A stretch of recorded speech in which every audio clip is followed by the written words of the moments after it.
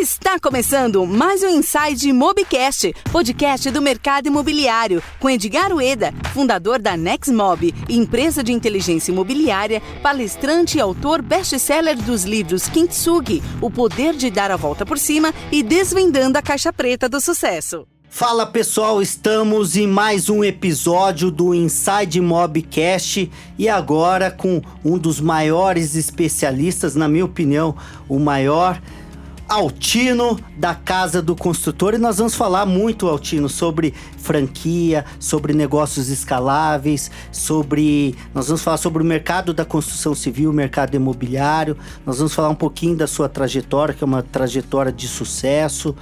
E Altino, eu queria primeiro agradecer a sua participação. Sei que você veio de longe, do interior, e está aqui só para gerar conteúdo de valor, porque o nosso objetivo aqui com esse podcast é profissionalizar o mercado, trazer um conteúdo de valor. Muito obrigado, Altino. Eu que agradeço. Acho que na vida somos eternos aprendizes e ter a oportunidade de compartilhar um pouquinho é uma oportunidade de aprender também. Muito obrigado. E Altino, vamos falar um pouquinho, como que é essa questão de que momento que o empreendedor ele pode tomar a decisão de falar, eu vou franquear, eu vou licenciar minha marca, né? Você foi presidente aí da ABF por 2 anos e nós já vamos falar disso também, e criou um grande império que é a Casa do Construtor, que hoje é considerada a maior da América Latina, né? Então fala um pouquinho, que momento que ele toma essa decisão? Isso é muito importante, né?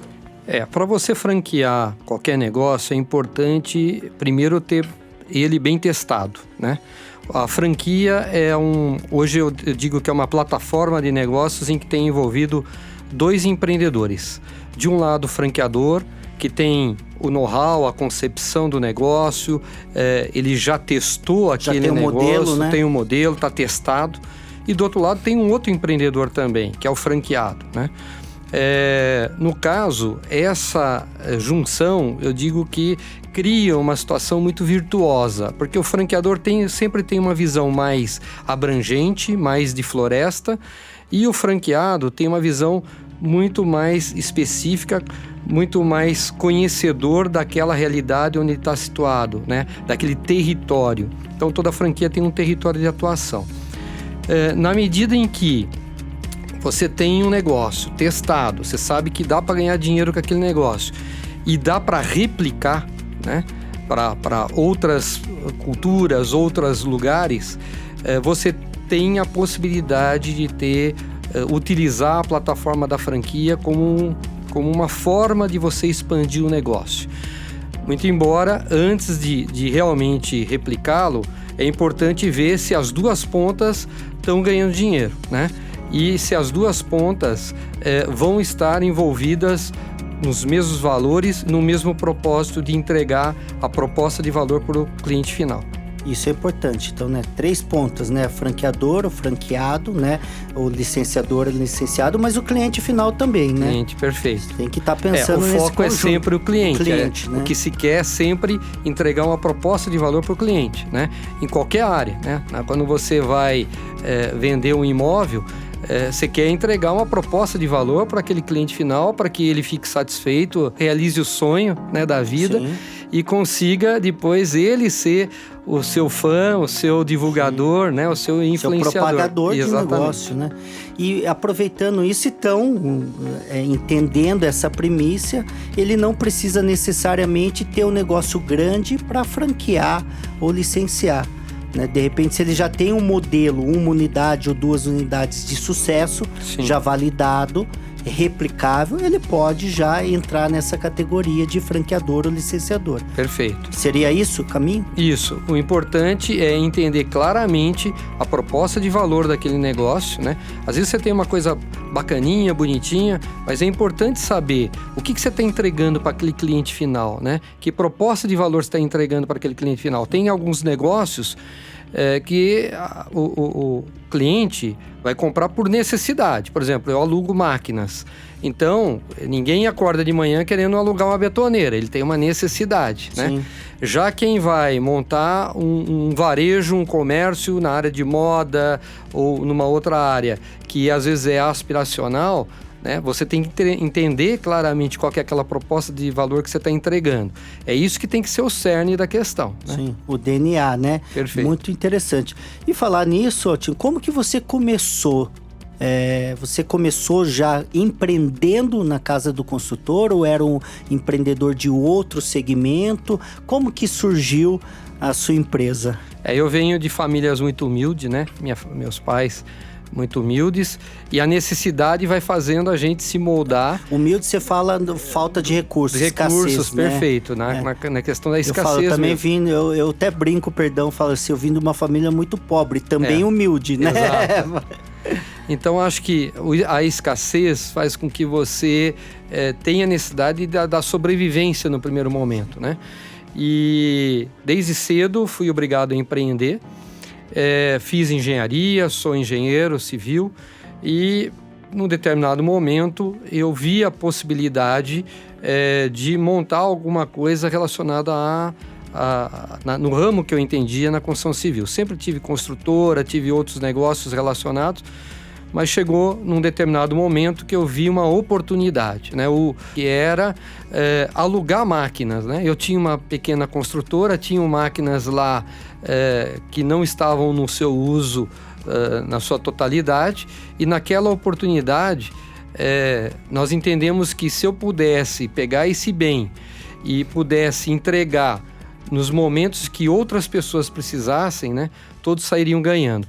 Hoje a economia compartilhada que a gente tanto vê em 1990, a gente nem entendia desse conceito de compartilhamento, né? Fazia, mas não sabia qual o nome. Não era o nome, né? Aí a gente vai ressignificando, vai batizando os nomes, né? E hoje a gente entende que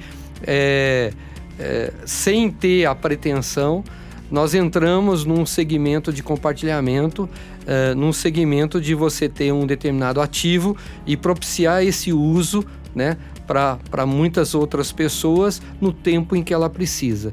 Foi assim então que surgiu em 1993 a Casa do Construtor, que tinha a pretensão de entregar uma solução lá para o pedreiro, para o encanador, para o eletricista. E nós optamos o canal de franchising, por quê? Porque esse negócio é de ativo intensivo. E para você crescer, você precisa ter mais dinheiro, né? Ter mais grana.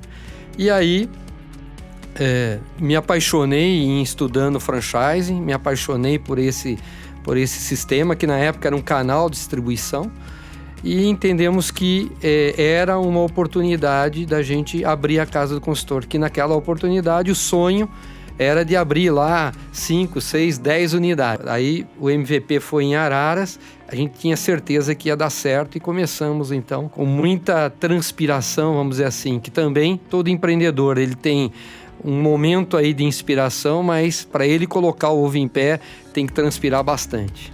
Inclusive, Otinho, é o tema do meu segundo livro, que é o Desvendando a Caixa Preta do Sucesso. Eu escrevi em coautoria com o Luiz Paulo Lupo, vendedor Pitbull, que vendeu mais de 1 milhão de cópias do livro dele.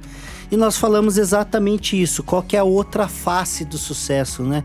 Se as pessoas estão dispostas a pagar o preço, porque a gente até brinca, né? Como que você escala uma montanha sem ralar o joelho, né?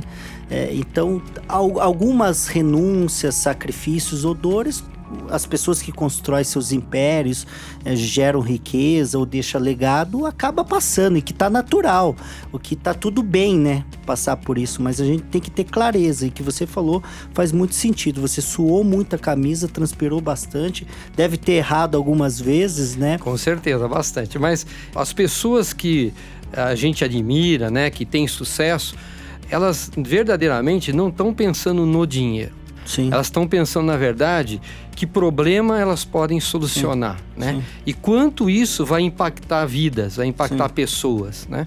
O franchise é uma coisa bacana porque ele impacta muita gente. Claro. Né? Então, hoje a gente tem 280 lojas abertas, tem mais de 3 mil pessoas envolvidas. Olha o impacto disso, né? Quando começamos, a gente não tinha essa noção do impacto. Então, quando a gente vê uma pessoa, às vezes, bem-sucedida, né? Questão do sucesso, acho que um dos pontos importantes com certeza, essa pessoa não foi pensar no sucesso. Ele veio na consequência, que é o reconhecimento do trabalho que você fez e que transformou vidas, que impactou pessoas, que entregou alguma coisa a mais para aquela pessoa naquele momento estava precisando.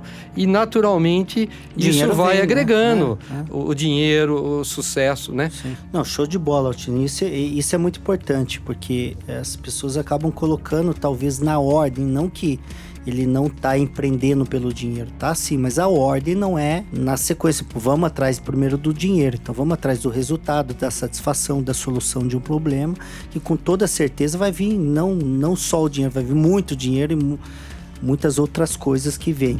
Você passou 2 anos na ABF, como que foi essa experiência? Porque lá você estava como mentor, conselheiro, como um gestor, né? E contribuindo com outras empresas também, né? Para essa estruturação, né? Desse ambiente de franquia, licença. Como que foi essa sua experiência? Foi muito rica, né? Por quê? O franchising brasileiro, hoje, ele é reconhecido mundialmente. A ABF, a Associação Brasileira de Franchising, é uma das entidades mais estruturadas no mundo, né? A primeira é a IFA, que é dos Estados Unidos, e a ABF é a segunda entidade do mundo mais estruturada, e ela é reconhecida no mundo inteiro. E estar presidente é uma oportunidade riquíssima, porque o franchising ele é uma plataforma que pode ser utilizada para qualquer indústria, né? Vestuário, saúde, beleza, serviços, construção, imobiliárias. Hoje você tem várias redes imobiliárias que utilizam o franchising como a sua estrutura de expansão, de transformação daquele e de levar a proposta de valor. Então, a primeira experiência é você poder transitar em todas esses setores, essas indústrias, né?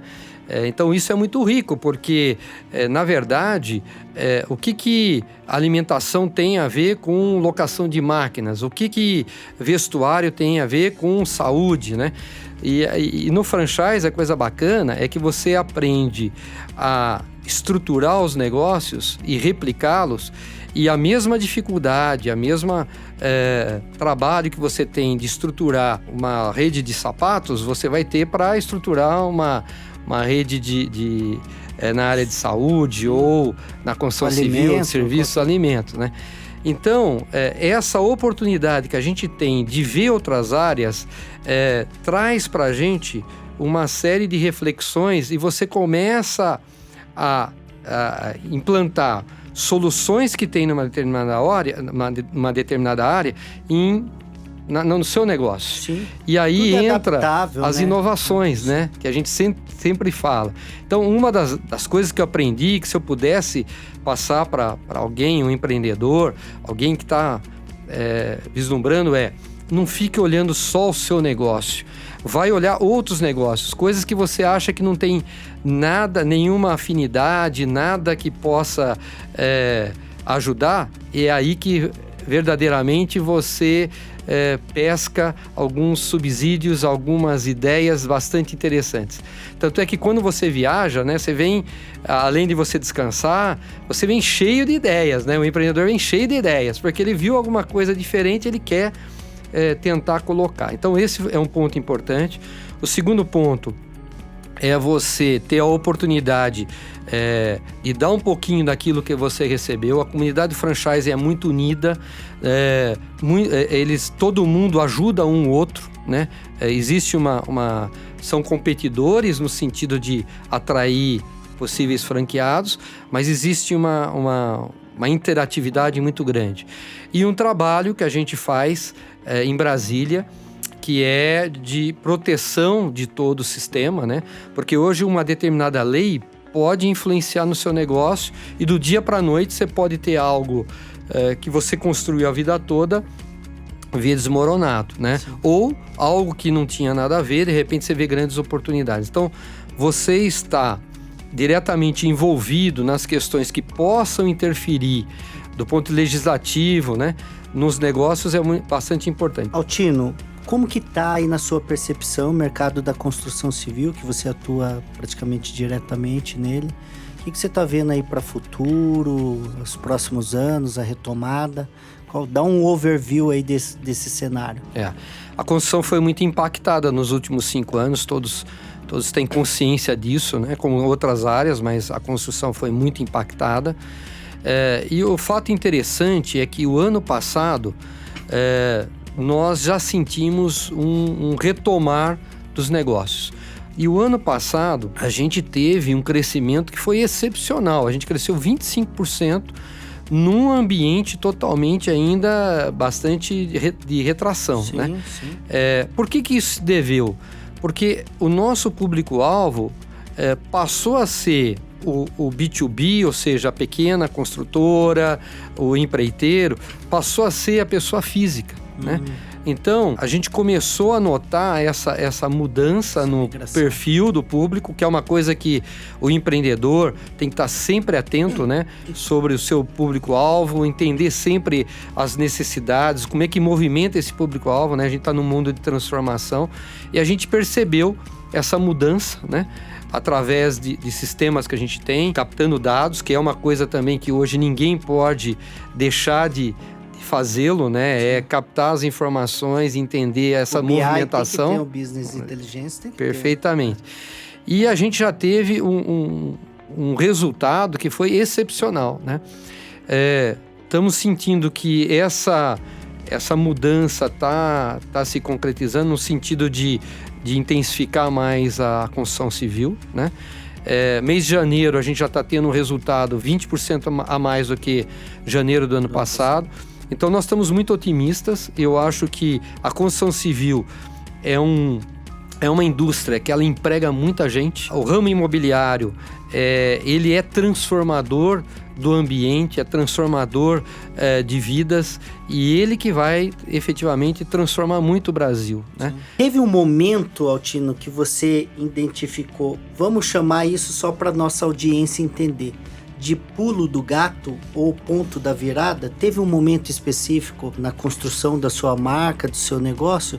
Porque embora são vários pontos de virada, são várias estratégias acumuladas, mas às vezes tem aquela lá que tem uma relevância diferente, né? Você teve a sua? Depois de 27 anos aí com a Casa do Construtor, eu tenho aprendido que o pulo do gato depende muito da nossa mente, da nossa forma de pensar. Toda vez que a gente se deparou com momentos que a gente podia falar assim, não tem mais saída a isso, né? Eu não tenho mais dinheiro, porque o negócio é de investimento intensivo. Ou o ambiente de negócio está extremamente desfavorável. Toda vez que a gente se deparou com esses momentos que a gente chama de crise, né, ele fez com que a gente tivesse que mudar o nosso mindset, a nossa forma de pensar. Tivéssemos que nos questionar sobre os nossos paradigmas. Toda vez que a gente se deparou com esse momento, a gente teve um pulo do gato, né? Foi muito interessante. Então, no início, o nosso sonho grande era abrir 5, 10 unidades, né? À medida que a gente começou a ter mais contato com outras pessoas, a ver que o mundo não era só aquilo que a gente enxergava, ou seja, foi questionando os nossos paradigmas, o nosso jeito de ver as coisas, esse sonho foi aumentando. E daí a gente pulou para 100 lojas, era o nosso sonho, né? Mas isso poderia chamar de ousadia também? E eu não de arriscar mais? O empreendedor arrisca, sim, mas eu acho que é muito mais a ousadia. É você ter a humildade de reconhecer que você pode olhar de outra forma as coisas. Que tem outras pessoas que tá todo momento dando ideias, dicas, sugestões. E às vezes não a gente só a sua versão a gente vale, tá tão né? fechado no nosso orgulho, não, é só o meu jeito de pensar, de ver as coisas que é o correto. Abrir essa mente, dar essa oportunidade, com certeza você vai dar um salto. Isso é muito importante, né? Aprender a receber feedback, aprender a ter esse compartilhamento de ideias, né? Mesmo porque pode ser, de fato, um eureka, um divisor de águas ali no seu negócio, né? E a falta de atenção e da sensibilidade de colocar num ambiente cooperativo faz toda uma diferença, né?